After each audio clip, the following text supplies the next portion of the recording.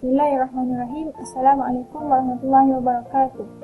Kami, Hazika binti Hairun Nasir, Atira binti Muhammad Hafiz, Nur Ain Syafiqah binti Ali Sidin, Fatih Nur Ayu Nabila binti Roslan, dan Nur Ashikin binti Omar daripada ISM Usuluddin Semester 8 akan membentangkan tugasan subjek Manahij Al-Adillah fi Ilmi Kalam yang bertajuk Masailut Tasmiyah.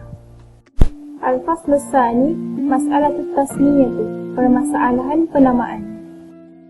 Al-awwal, yashra'u ulama'il qudama'it talibaini fi dirasatihi ala basirati min amrihim at-ta'rifu bi ismil ilmi aw asma'ihi allati ishtahara biha bil idafati ila haddihi wa ta'rifihi wa bayani mawdu'ihi alladhi yaduru hawlahu al-bahthi wal ghayati allati tuqsidu min dirasatihi ila ghairi dhalik min al-umur. As-tsani, الآن نظرا لتعدد الأسماء التي عرف بها علم الكلام حتى أوصلها بعضهم إلى 8 الأمر الذي لا نعرف له نظيرا في علم آخر. الثالث، ولأن السبب وراء كل تسمية منها قد لا يكون واضحا من الناحيتين اللغوية أو التاريخية كما هو الحال في تسمية علم التصوف. Jadi yang pertama, para ulama terdahulu telah memberikan perhatian dan penelitian yang mendalam terhadap setiap ilmu. Contohnya dari segi takrifan atau nama-namanya, sandaran pada had dan takrifannya, penjelasan tajuk yang dibahaskan, tujuan pembelajaran dan lain-lain lagi. Lepas para ulama ni dah buat penelitian terhadap ilmu tersebut, jadinya ulama ni dia menemui banyak nama yang diberikan kepada ilmu kalam sehingga bercampur dengan perkara lain yang tidak diketahui secara terperinci.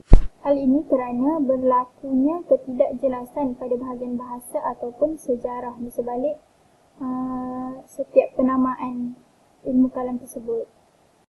Jadinya nama lain bagi ilmu kalam yang pertama adalah ilmu fiqhil akbar. Al-awwal min aqdamul asma'il lati arafa biha hadzal ilm. الثاني صاحب التسمية هو الإمام أبو حنيفة. الثالث وكلمة الفقه لها أصل قرآني معروف هو قوله تعالى في سورة التوبة آية 132.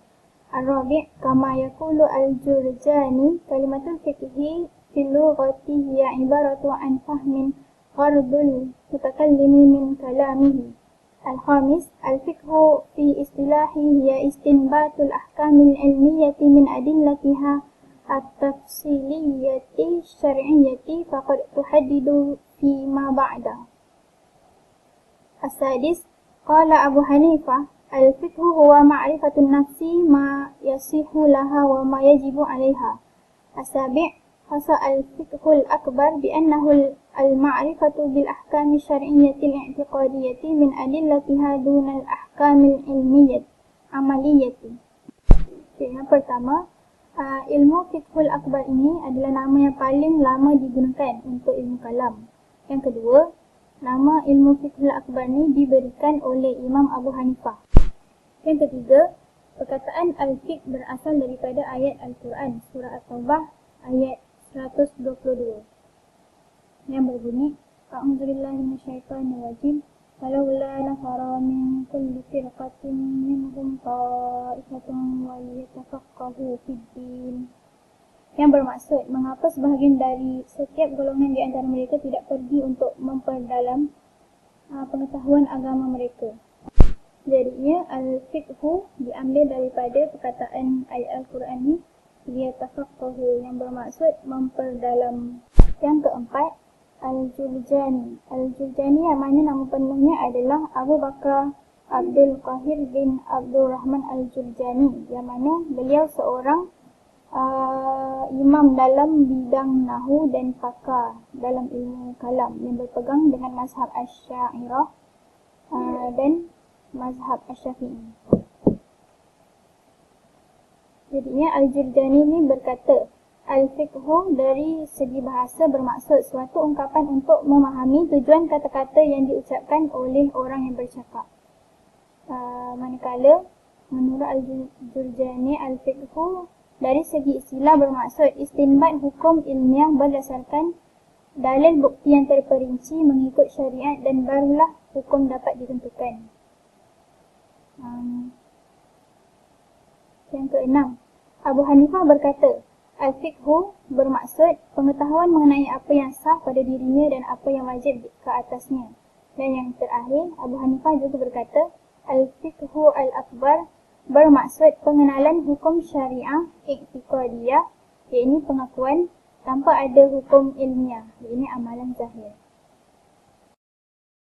Seterusnya, nama yang kedua adalah ilmu kalam. Al-awwal, وهو أشهر أسمائه. الثاني ويبدو أنه قد ظهر في القرن الثاني. الثالث إذ يروي عن أبي حنيفة ومالك والشافعي. الرابع قد ظل هذا الاسم فيما يبدو أشهر أسماء علم الكلام حتى عصر ابن خلدون وما بعده حتى وقتنا الحاضر. Yang pertama, nama ilmu kalam ini adalah nama yang paling masyhur antara nama-nama yang lain. Yang kedua, nama ini muncul pada kurun kedua. Yang ketiga, nama ini diberikan oleh Imam Abu Hanifah, Imam Malik dan Imam Syafi'i. Dan yang keempat, nama ini telah masyhur pada zaman Ibn Khaldun dan digunakan sampai sekarang. Ketiga pula iaitu ilmu usuluddin. Di sini saya ringkaskan sahaja bahawa ilmu bahith fi ahkam i'tiqadiyah al-makhudhah min ad-dini wa syara'u islamiyah, iaitu merupakan ilmu yang mengkaji tentang hukum-hukum kepercayaan yang diambil dari agama dan undang-undang Islam. Ilmu usuluddin terbina daripada dua jenis peruntukan undang-undang syariah. Ya, ayyuha aslu alladhi yubna 'alaiha ma siwa, iaitu pada asalnya terbentuk daripada segala-galanya. Yang kedua, ayyuha far'a alladhi yaqumu 'ala hadzal asl, sebahagiannya didirikan pada asalnya. Al-kalimah aslu, perkataan asal, terbina daripada sesuatu dan selepasnya dan disesuaikan dengan dua makna. Minal dalil ibaha al-maitati lil mudtarri ala khilaf al-asli, iaitu pengharusan memakan bangkai dalam keadaan terpaksa dan darurat bertentangan dengan asalnya. Okey. Haitsu yaqulu al-Taftazani, yang bermaksud sesungguhnya pengetahuan tentang peraturan-peraturan undang dan etika yang diperoleh daripada bukti yang diyakini, itu merupakan kaedah keagamaan.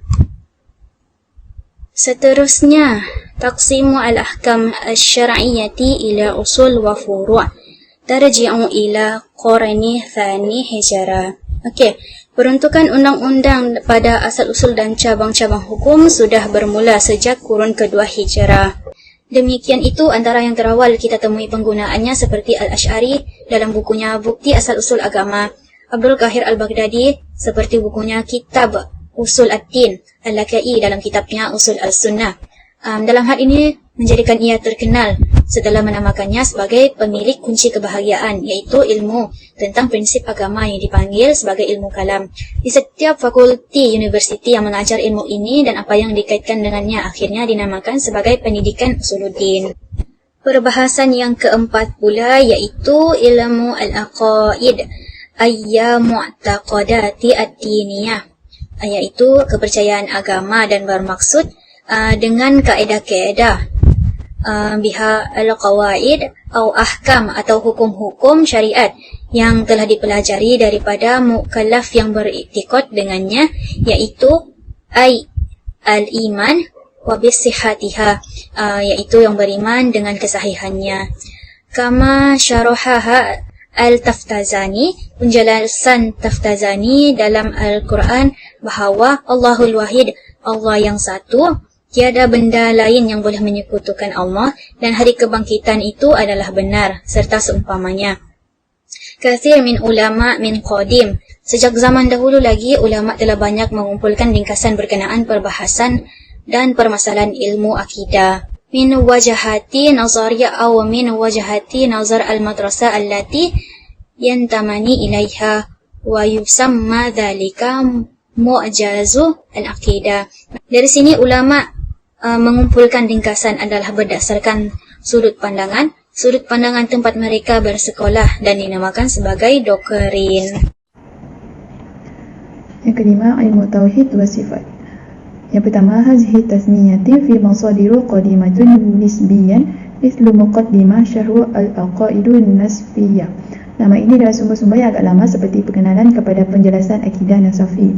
Yang kedua pula ialah yaqsidu mabahitha as-sifati ashhara mabahithuhu wa ashrafa maqasiduhu.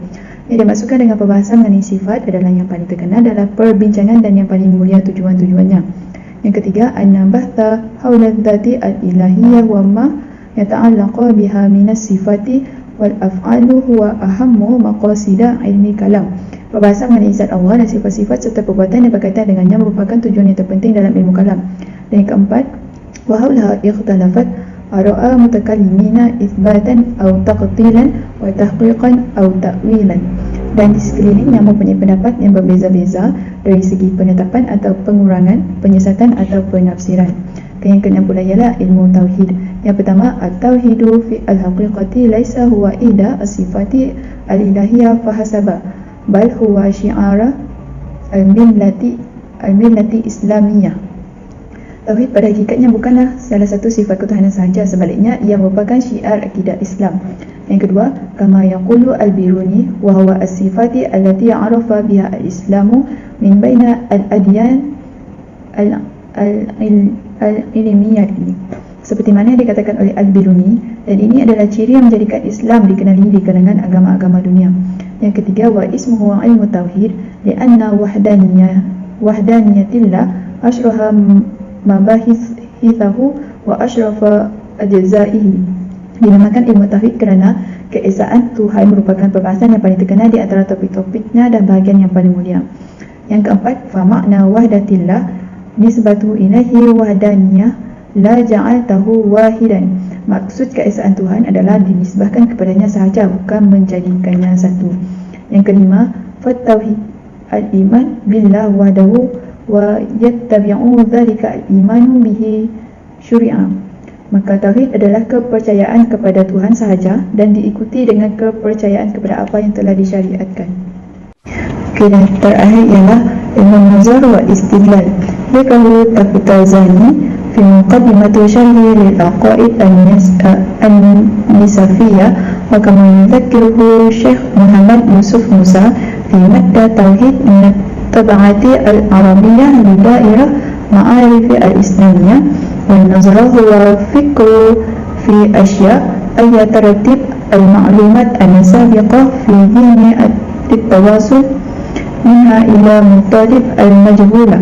Disebutkan dalam pengenalan Taftazani menjelaskan kepada doktrin penghancuran atau pemisah seperti mana disebutkan oleh Syekh Muhammad Yusuf Musa dalam artikel Tauhid dari edisi bahasa Arab untuk Ensiklopedia Islam.